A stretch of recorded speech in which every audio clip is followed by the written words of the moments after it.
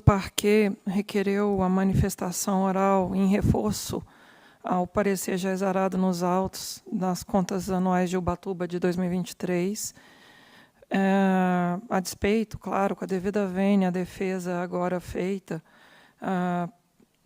pelo representante legal da gestora municipal, pela perspectiva de uma confluência que merece ser debatida numa dimensão sistêmica que essa corte já tem empreendido no âmbito do IEGM, mas que revela bem um horizonte que, em 2023, traz consigo um agravamento, né, um comprometimento da possibilidade de uma gestão municipal efetivamente com as contas em dia. O primeiro dado que a fiscalização aponta e que a própria gestão municipal não refuta é a estagnação do IEGM nos 2 últimos exercícios avaliados. O que não se pode, por exemplo, atribuir ao fato de que essa gestora ficou pouco tempo no exercício de 2023, porque antes, nos exercícios anteriores, ela estava lá e ela poderia ter se responsabilizado pela entrega do IEGM. Outro apontamento trazido pela fiscalização foi que, em relação ao atendimento das determinações das ordenadas no período, o nível de satisfação, o nível de resposta àquilo que a Corte tem apontado em sede de controle concomitante. Fiscalizações ordenadas do período de 2023 na área da saúde, atendimento de apenas 32% em relação ao UBS de Piranguinha, de apenas 43% em relação ao BS de Jardim Carolina. Olha que o município aplicou em saúde o dobro do piso. Um município que aporta 35% da receita de impostos, transferência de impostos, ainda não atender sequer a esse apontamento de unidades básicas de saúde é algo que causa estranheza, porque não foi falta de aplicação de recursos. Em relação a resíduos sólidos, apenas 54% das falhas apontadas foram solucionadas. E aqui é interessante, na questão de resíduos sólidos, a perspectiva de que o município sequer planejou de forma integrada na gestão ambiental, porque a gestão de resíduos sólidos não está desacoplada, por exemplo, da prevenção de riscos ambientais, de estruturação da defesa civil. A fiscalização nos deu o dado de que havia a possibilidade de manejo da taxa de preservação ambiental, que no exercício chegou a uma arrecadação de quase 18 milhões de reais, acumulou-se ao patamar de 37,4 milhões de reais e nenhuma dotação houve em relação à previsão orçamentária para desastres naturais, deslizamentos, alagamentos, entre outros. Vossas Excelências, é esse ponto, a previsão orçamentária de estruturar a defesa civil, de pensar deslizamentos, áreas de encostas, riscos de desastres ambientais, no município com recorrência desses eventos, vai dialogar depois com a defesa que a prefeitura fez, e eu faço questão de, ao mesmo tempo, suscitar o que a fiscalização trouxe, com o que a defesa depois contrapõe. Vejam que um dos argumentos que a defesa rola para contratar horas extras, inclusive apontados pela fiscalização em caráter excessivo, o colega do Parquet, que oficiou nos autos, também aponta o excesso de horas extras, a defesa, o que consta para nós da pauta, é que há um caos relativo à defesa civil. E operações em madrugada, em finais de semana, exatamente porque é histórico o gargalo de enfrentamento a desastres naturais nesse município. Então, venhamos e convenhamos, há uma incoerência na agenda da prefeitura, porque a previsão orçamentária foi feita no exercício anterior. Essa era a gestora responsável por formular o projeto de lei orçamentário. No exercício de 2023, arrecada 17 milhões de taxa de preservação ambiental. Deixa sem uso, acumulado, 37,4 milhões de reais. E depois justifica que há um caos de defesa civil porque ela própria não estruturou o órgão. E dá causa à contratação de horas extras. Inclusive na própria perspectiva do que consta nos autos. Caos relativo à defesa civil, operações em madrugadas e fins de semana. Some-se a isso, Vossas Excelências, a informação é absolutamente relevante.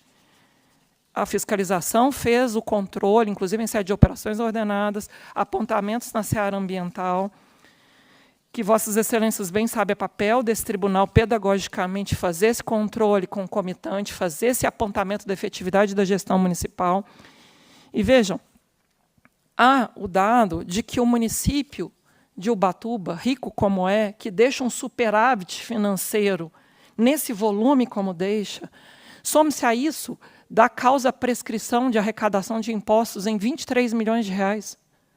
Então, além do superávit financeiro, o que não arrecadou, porque deu causa à prescrição na cobrança de dívida ativa de mais 23 milhões de reais, esse município tem esgoto a céu aberto e um patamar de tratamento de água e esgoto inferior não só menos da metade da média do estado de São Paulo, mas inferior à sua região. E não é o número da fiscalização, não. Eu vou voltar de novo no número da própria defesa da prefeitura.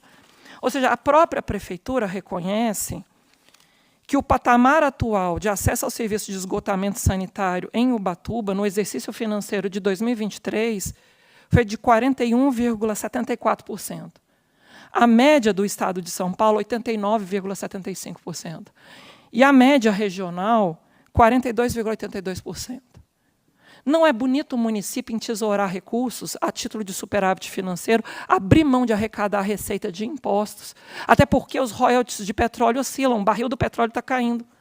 Um município que mantém a planta de valores do IPTU desatualizado desde 2014, e que também não pode se falar que há apenas 3 meses no exercício que essa prefeita esteve. A planta de valores do IPTU desatualizada desde 2014. O município altamente dependente de royalties deixa entesourado um volume como esse da causa à prescrição de 23 milhões de dívida ativa e tem um patamar de tratamento de esgoto menos da metade do patamar estadual e inferior à região. Isso para ficar apenas na seara ambiental, dialogando também com a taxa de preservação ambiental, que não foi gasta. Quando a gente soma com o desafio do salário e educação, 8 milhões de reais que também não foram aplicados e mais de 500 crianças fora das creches, a gente vai ver que o problema é um problema que não é falta de recurso, é não querer usar o recurso disponível. Pegando só os dados do exercício, eu não estou nem falando da planta desatualizada mais do IPTU, nem o que se prescreveu de dívida ativa. Então, somente esses 8 milhões de salário e educação, esses 17, quase 18 milhões da taxa de preservação ambiental e o que prescreveu efetivamente de dívida ativa nesse exercício. Quando a gente vai somando tudo isso, é um volume de recursos públicos que não atende ao que a sociedade espera. Porque a lei de responsabilidade fiscal pede tanto a gestão da receita quanto a adequada aplicação da despesa. Ubatuba não entrega serviços públicos de qualidade efetivamente à sua sociedade, quando um patamar tão baixo de tratamento de esgoto, de água potável, inclusive, vai trazer uma pressão de demanda na área da saúde. Se tratasse mais e melhor, se de fato enfrentasse o problema do saneamento básico, não precisava aportar 35% da receita de impostos, transferência de impostos em saúde. Não é bonito gastar tanto em saúde. Tem um gargalo estrutural aí de má alocação do recurso municipal se apenas trata a doença já instalada. Se não faz uma medida de saneamento que tem uma capacidade intersetorial de mitigar a demanda, a pressão no setor de saúde. Além disso, Vossas Excelências, os dados que os autos nos trazem, que a colega que oficiou já havia suscitado anteriormente, a demanda reprimida de 545 vagas em creches, isso que é a demanda manifesta. O município não está fazendo efetivamente, como poderia, a busca ativa para rastrear toda a população que poderia ser alvo da busca da oferta de vagas em creche e mesmo a expansão do horário integral. Eu não quero inovar nessa matéria, vou ficar só o que está dentro do processo, e o que está dentro do processo é que havia previsão na lei orçamentária para construir unidades escolares de primeira infância de 8 milhões e 400 mil reais, mas só foi liquidado no exercício financeiro 957 mil reais. Também uma escolha. Havia dotação autorizada em lei, mas só se executou 950 mil reais. Interessante suscitar que essa mesma prefeitura tem um quadro de pessoal da educação que afronta a estratégia 18.1 do PNE. A estratégia 18.1 do PNE pede que 90% do quadro docente seja efetivo. E o que a prefeitura faz? Contrata a um custo maior, porque a RPA é mais caro. RPA não consegue fazer formação continuada do quadro docente. É um vínculo extremamente precário, mais precário até do que contrato temporário. É uma burla a toda a legislação trabalhista, a toda a legislação de quadro de gestão de pessoas no país. E vejam, Vossas Excelências, o volume de RPA na educação, né, é de 55,31% do quadro docente. O cotejo que gostaria de novo, trazer com a estratégia 18.1 do PNE. O máximo permitido é 10%. Aqui, 55,31% é de uma relação extremamente precária de contratação de mão de obra. Some-se a isso os próprios contratados temporários, esses 63 servidores. Eu estava fazendo a conta, inclusive, porque é relevante pensar, se os 8.300.000 reais, aproximadamente, de salário e educação que não foram utilizados no exercício, que ficaram lá entesourados, sem uso, a pretexto de depois falar que teve superávit financeiro. Se esses 8 milhões tivessem sido integralmente utilizados para a expansão da oferta do ensino infantil, porque é possível aplicar esses recursos do salário e educação nessa finalidade. Usando o valor de referência por aluno do próprio Fundeb, o VAF, o valor mínimo anual de referência do Fundef. Eu fui e peguei a portaria interministerial, porque todos os anos a gente tem um valor de referência. Não é a opinião da Hélida, é o valor normativo que o MEC publica junto com o Ministério da Fazenda do quanto custa a vaga em creche em horário integral. Que, no caso do exercício de 2023, foi R$ 7.672,88. É claro que esse é um valor aquém do necessário para manter uma creche, porque 7 mil por ano dá menos de 700 por mês, né? Quando você divide por 12. Então, venhamos e convenhamos. Se a gente pegar uma vaga de creche a R$ 7.672,88, porque é o valor de referência normativo, e usar esses 8.300.000 que não foram aplicados, daria para custear formalmente, repito, porque a vaga da creche é mais cara do que isso, 1.083 vagas, ou seja, o dobro do déficit verificado pela fiscalização no exercício financeiro de Ubatuba. Não é prioridade.